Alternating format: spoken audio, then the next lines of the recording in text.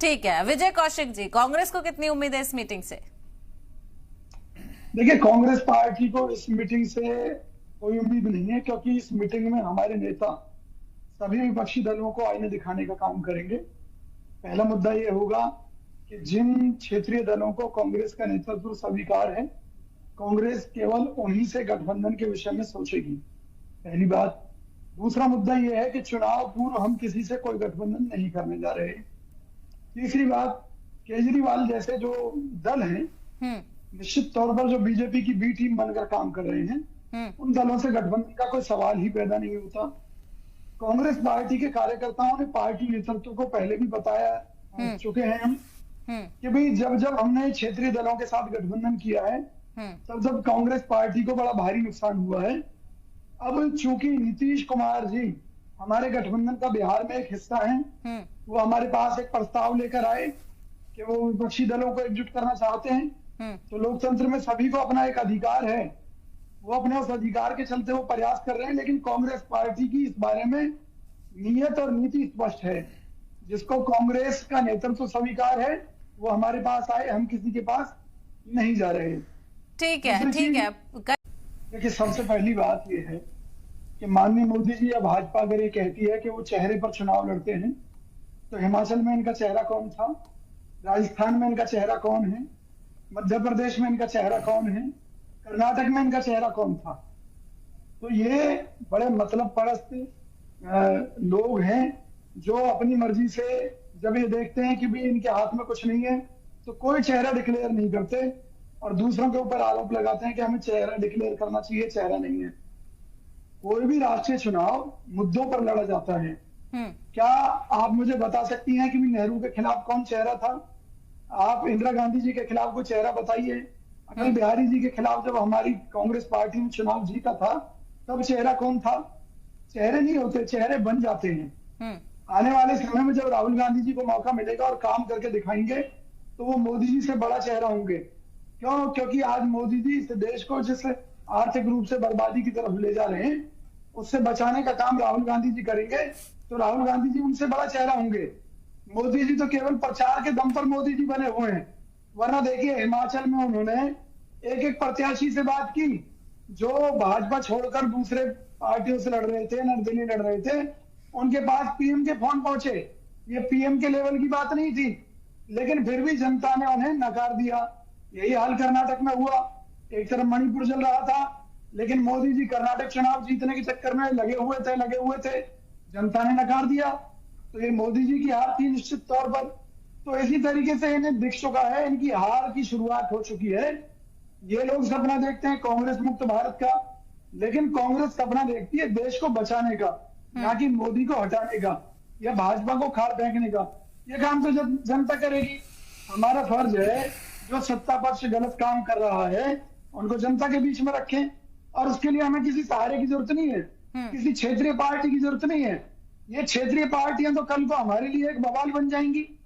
लेकिन अगर वो आपके साथ आना चाहती हैं, हाथ बढ़ा रही हैं, तो आपको नहीं लगता कि कांग्रेस को भी हाथ बढ़ा देना चाहिए? नहीं, हमारे पास आए ना, आए कांग्रेस मुख्यालय में बैठकर बात करें, जो हमारे साथ देश बचाने की लड़ाई लड़ना चाहते हैं। भाई हम क्यों जाए उनके पास? मुझे बताइए, कोई क्षेत्रीय दल सीबीआई की चंगुल में फंसा हुआ है, कोई ईडी की चंगुल में फंसा हुआ है, डर की वजह से बोलता नहीं है। अब भाई नीतीश कुमार जी की अपनी सोच है, वो निकले हुए हैं मुहिम पर, तो हम लोकतंत्र में किसी से ये नहीं कह सकते ना कि आप अपने घर बैठ जाइए।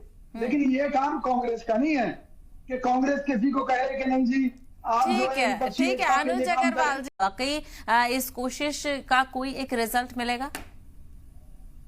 देखिए, सबसे पहली बात, गठबंधन की राजनीति कोई नई राजनीति नहीं है। खुद मोदी जी इसे कर रहे हैं। आज भी केंद्र में जो सरकार है वो गठबंधन की सरकार है, पहली बात।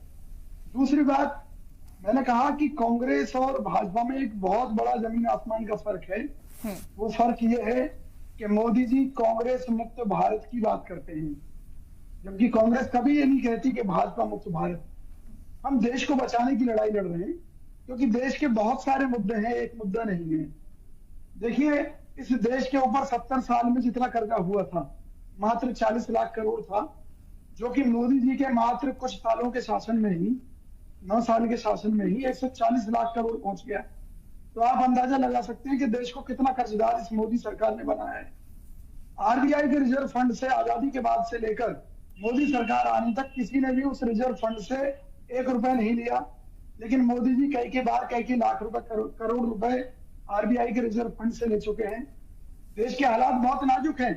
किसी भी देश के अगर संसाधन बिकने लगे, कंपनियां बिकने लगे, वो सरकारी संस्थान बिकने लगे जिनको 70 सालों में खड़ा किया गया था और मोदी सरकार उन्हें बेचने लगे, इसका मतलब देश के हालात अच्छे नहीं है। महंगाई चरम पर है, बेरोजगारी चरम पर है। देश में 45 करोड़ लोगों ने रोजगार ढूंढना बंद कर दिया। खुद केंद्र सरकार के मुताबिक 80 करोड़ लोग सरकार के 5 किलो गेहूं पर जिंदा हैं, 5 किलो गेहूं पर। और जो अभी खबरें आ रही हैं मीडिया के द्वारा कांग्रेस के पार्टी के पास, जो फोर्टिफाइड गेहूं, वो चावल का मामला है कि किस तरह से देश की जनता के साथ खिलवाड़ किया गया, चाहे वो वैक्सीन के नाम पर, चाहे चावल के नाम पर। सही मायने में तो भेड़ बकरी की तरह लोगों को कुचला गया है इस सरकार में। तो हमने तो केवल एक आग्रह किया विपक्ष से कि भाई जो इन मुद्दों पर सरकार के खिलाफ संघर्ष करना चाहते हैं, हमारे संघर्ष में शामिल होना चाहते हैं, वो आए। लेकिन सीबीआई रेडी के डर से बहुत से दल नहीं आए। लेकिन फिर मुद्दा उठेगा ना लीडरशिप को लेकर, अपोजिशन एकता की बात आ रही है, लेकिन लीडरशिप तो सभी को चाहिए। मेरी बात तो सुनिए, ये जितने भी क्षेत्रीय दल हैं वो कान खोलकर आपके चैनल के माध्यम से सुन लें। जिनको माननीय राहुल गांधी जी का नेतृत्व स्वीकार है, मल्लिकार्जुन खड़गे जी का नेतृत्व स्वीकार है, वो कांग्रेस के साथ गठबंधन करें, वरना गठबंधन के बारे में सोचे ही ना। हमें चलिए, आपने जी सलाम के माध्यम से ये बात तो साफ कर दी और से बड़ी स्पष्ट है।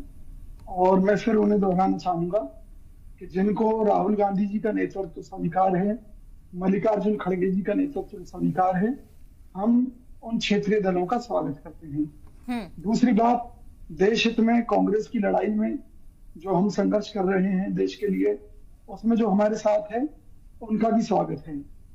तीसरी बात यह है, बड़ी सीधी सी बात है कि भाई हमारे लिए देश सर्वोपरि है और हम उन परिस्थितियों में चुनाव पूर्व कोई गठबंधन नहीं करेंगे। चुनाव बाद गठबंधन की जो परिस्थितियां बनेंगी उसमें हम देश हित में निर्णय लेंगे। तो ये हमारे प्रमुख मुद्दे हैं। अब मान लीजिए नीतीश कुमार जी कोई आयोजन कर रहे हैं, हमारे नेताओं को बुला रहे हैं, भाई कोई शादी करता है, कोई पार्टी करता है, कोई और आयोजन करता है, बुलाता है, तो उनका मान सम्मान रखना हमारा फर्ज है। ठीक है, कांग्रेस पार्टी सभी का मान सम्मान रखती है।